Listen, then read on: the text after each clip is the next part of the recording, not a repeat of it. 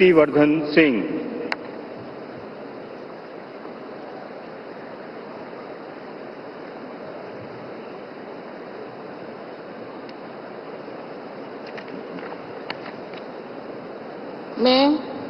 मैं कीर्तिवर्धन सिंह ईश्वर की शपथ लेता हूं कि मैं मेरे द्वारा स्थापित भारत के संविधान के प्रति सच्ची श्रद्धा और निष्ठा रखूंगा।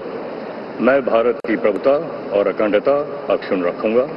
मैं संघ के राज्य मंत्री के रूप में अपने कर्तव्यों का श्रद्धापूर्वक और शुद्ध अंतःकरण से निर्वहन करूंगा तथा मैं भय या पक्षपात, अनुराग या द्वेष के बिना सभी प्रकार के लोगों के प्रति संविधान और विधि के अनुसार न्याय करूंगा।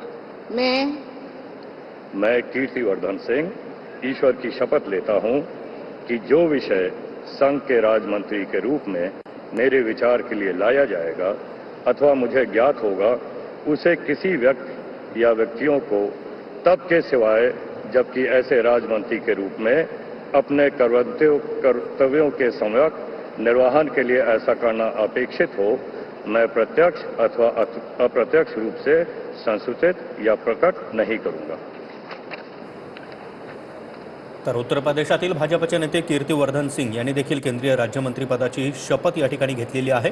1971 मध्ये पहिल्यांदा ते काँग्रेसच्या तिकिटावर निवडून आले, त्यानंतर त्यांनी भाजपमध्ये प्रवेश केला।